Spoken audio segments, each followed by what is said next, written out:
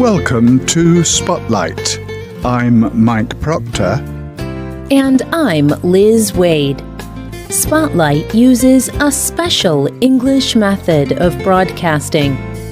It is easier for people to understand no matter where in the world they live.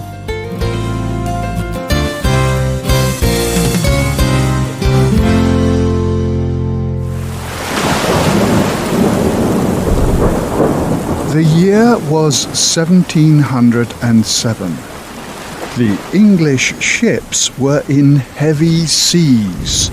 The weather was bad, and they were lost.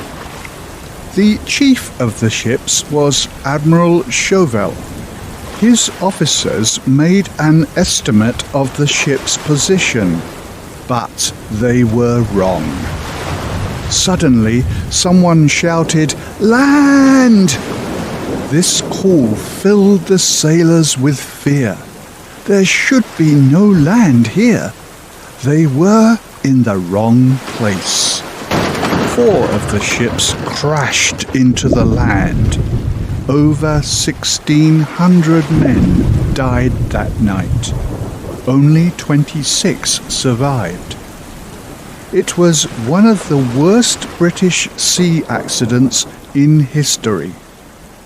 Today's Spotlight is on one unexpected result of this accident.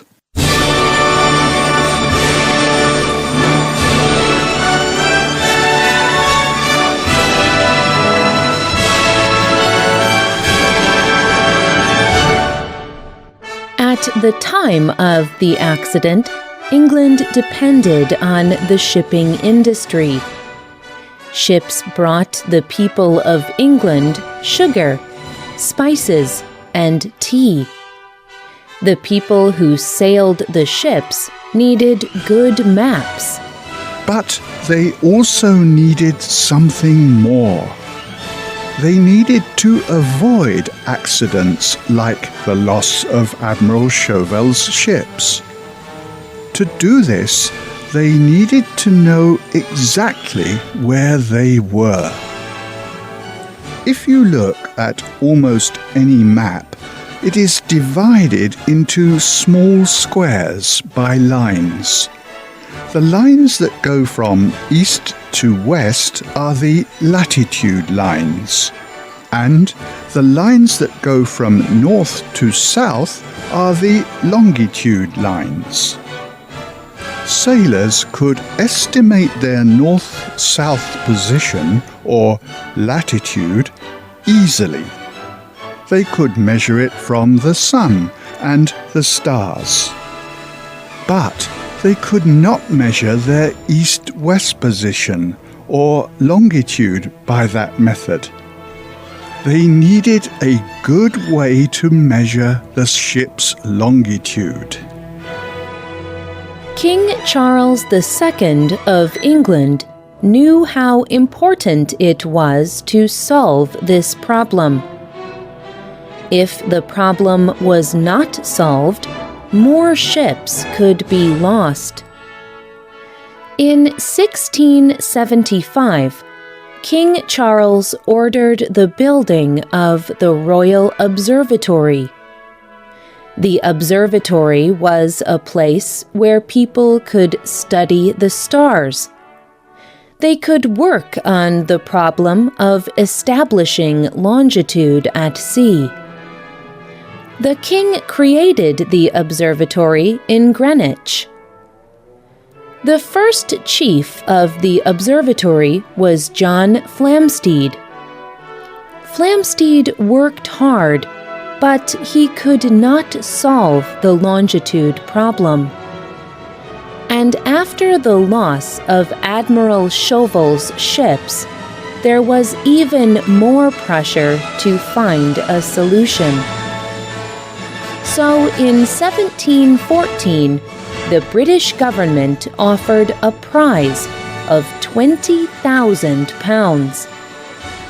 The prize would go to the first person who could find a method of measuring longitude at sea. Some people thought that this would never be possible.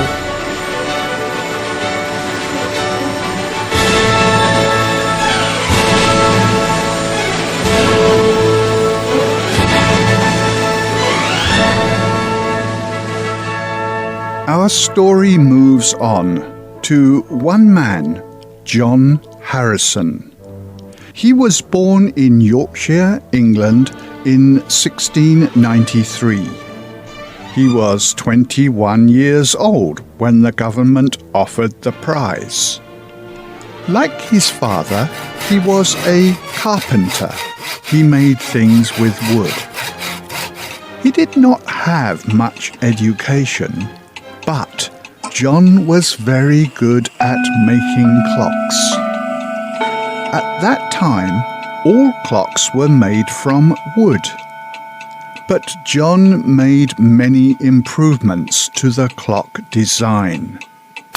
His clocks did not break like other clocks, and his clocks were very accurate. Each month they lost or gained no more than 1 second. They were more accurate than many of the best clocks in London. 3 of these clocks still exist, and they are still very accurate. Harrison wanted to win the longitude prize of £20,000. There was one simple way to estimate longitude. There are 24 longitude lines. At each line, the time changes by 1 hour. The simple solution was time. Sailors needed to know the exact time in 2 places. First, they needed to know the time in their own location. Sailors could use the position of the sun and the stars to tell the time where they were. But the sailors also needed to know the time at the place where the ship had started its voyage.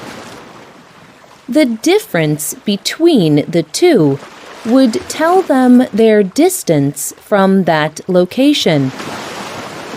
If they knew that, they could work out their east-west position on the Earth's surface. The problem was that clocks at that time were not very accurate. They became less accurate when the air temperature changed. Movement could also affect a clock's accuracy. So could water. All of these caused problems for clocks on ships. But Harrison knew that he could make a clock that would keep time during a sea voyage. Such a clock is called a chronometer.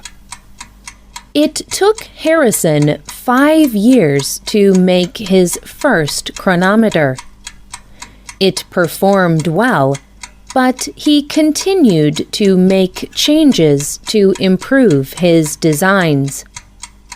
Some of these developments are still used in clocks and machines today. Harrison's 4th chronometer was very different from the other 3. It was much smaller. It looked like a large watch. Harrison's son, William, took the new improved chronometer with him on 2 trips to the West Indies. On both of these long sea trips, the watch kept time very well enough for Harrison to win the prize.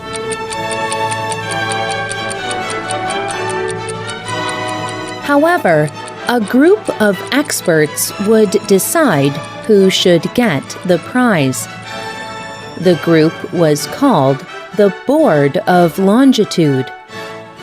And the board was not satisfied with Harrison's clocks. Harrison was a carpenter. He had no education. The group wanted to make sure that Harrison had really made the watch. And they wanted to test it more, to make sure that it really worked.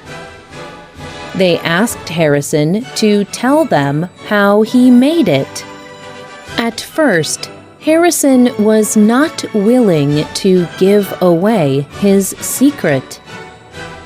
But in 1765, 6 experts visited Harrison and examined the watch. The board gave Harrison only half of the prize money. Harrison was now almost 80 years old. The board still refused to pay him the rest of the prize money. So, Harrison decided to appeal to the king, George III. The king tested the watch himself. He found it to be very good. The king soon agreed that John and William Harrison had been unfairly treated. But the Board of Longitude still refused to pay the money. So, in April 1773, John and William Harrison appealed to the British government. And the appeal was successful. John Harrison received almost all of his money. But it was the government, not the board, who gave it to him. John Harrison died on the 23rd of March, 1776. He had solved the longitude problem for ships to find their east-west position. And he was finally recognized for his work.